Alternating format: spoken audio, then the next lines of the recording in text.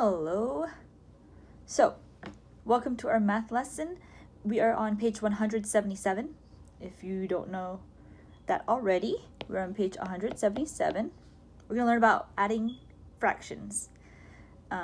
This is going to be fun. Yeah, adding fractions. So let's take a look here. Okay. When you add fractions, all right, let me tell you something. And I don't know if you learned this in second grade. The denominators don't change, okay? So I'm going to draw something right here. Don't pay attention to anything on the page, but this. I'll draw a line. Let me make it up, okay? 1/9, 2/9, 3/9, 4/9, 5/9, 6/9, 7/9, 8/9. Okay, so let's say I do something like 1/9 plus 3/9. Okay, that is, I go here 1/9 plus 3/9, which is really 3 more jumps. 1, 2, 3. That would be 4/9. Okay, notice how the denominators didn't change. I'm not gonna go 4/18 just because 9 plus 9 is 18. That's not how it works out when you add fractions. Okay, I want you to keep that in mind, because that may confuse others, but if I put it in the context of a number line, this is how it really goes. All right, so just know that when you add or even subtract fractions, which we'll do later on when we subtract fractions, if the denominators are the same as it is in this case here, you don't need to change the denominators. So take a look at here, number 1. My denominator will be 5. I know that already, because 5 is here. All I need to do is add the numerators, 1 and 2. What's 1 plus 2? 3. That's it. Okay, look at this one here. Now the denominators are the same. They're 9. So I'll draw my line, my bar, my fraction bar, 9. And then I add 2 and 3, the numerators. What's 2 plus 3? 5. Boom. Okay, pretty simple. Let's do E since it's just right there. Ooh, we have 5, but there are 3 fractions. It's fine, because as long as the denominators are the same, so will my answer, the denominator in my answer. So I'll put a fraction bar, 5, and then I add the numerators, 2 plus 1 plus 1. 4, right? 2 plus 1 is 3, 3 plus 1 is 4. Boom. Why isn't that nice? Okay, 4. That's it. You can definitely do the rest on your own if you want to give it a shot. But we'll do this all together at our Zoom meeting. But as you can already tell, it's kind of fun because all you're doing is adding the fractions, like the numerators, and keeping the denominator the same. Like, this is very easy. But let's do number 2. Convert the measures. We're back at this again, which is fun. Convert is our spelling word. It means to change something, to change, not form per se, but something changes. Sometimes, yes, the form changes, but it's still the same like amount. For example, I think Azon gave this example of, when you get home, you change from your school uniform to your play clothes, right? But you're still the same person. Okay, same thing with converting. You're changing some information, but it's still like this equal. Okay, when we do our Zoom meeting, I'll show you in terms of like the yardstick. Okay, convert the measures. Notice they didn't put the steps, so I have to write that out myself. That's cool. That's the easiest part. Okay, now I've got to look at this and determine who's bigger, feet or yards. Yards, right? So I'm going to put a plus sign on top of yards because plus means it's bigger. And I'm going to put a minus sign below the foot because it means it's smaller. So I'm going from small to big. Okay, because we're doing feet and yards. Small, which is foot, to big. Now notice how my arms outstretched like this. It looks like the bar in the division sign. Take a look. It looks like this. There you go. That would be my head.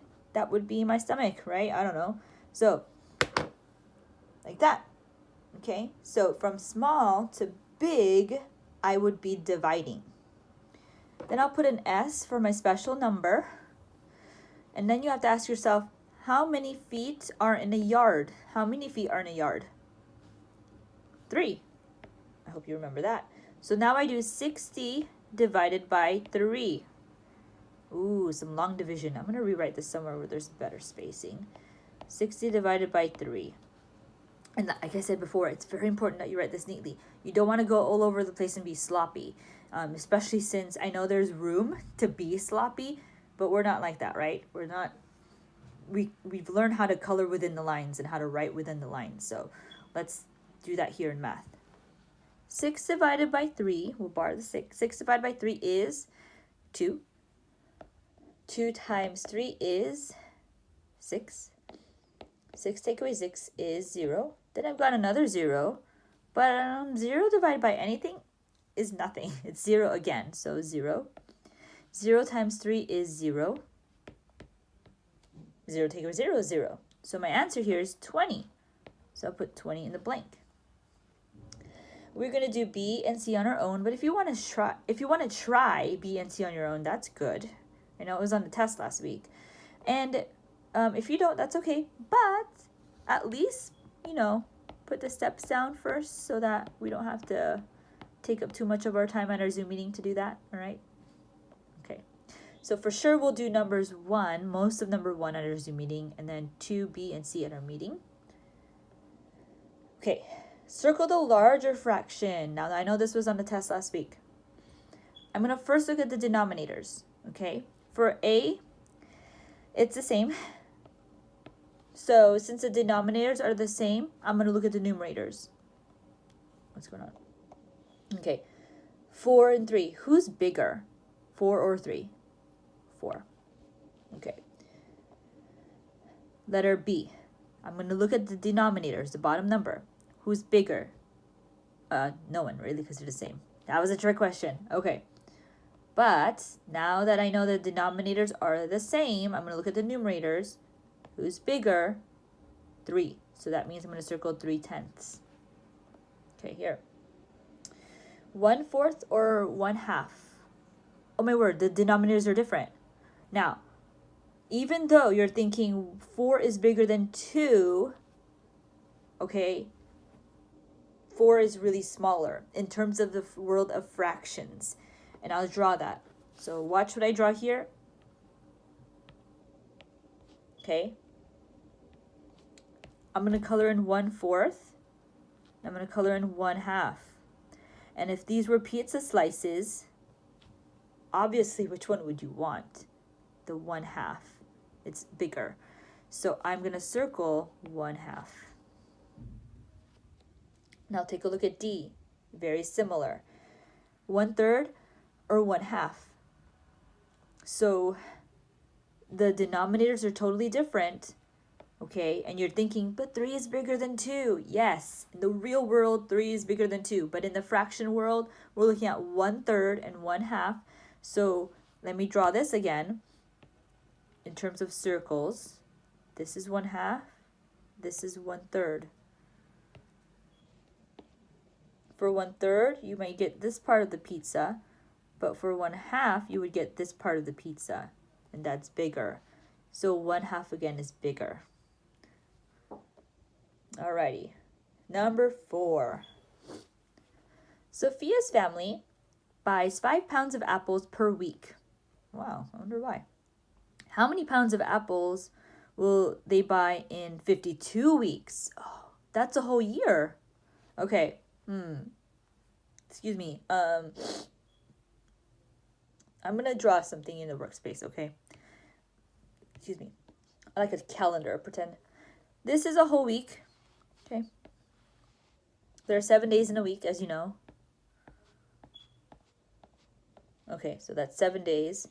And in 1 week, it says Sophia's family is going to buy 5 apples. Let's use red for apples. Sorry, I meant to use red. Okay, here is 5. I'm going to put 5 because they're going to buy 5 apples. 5 pounds, sorry, not 5 apples. 5 pounds. Let's draw another week.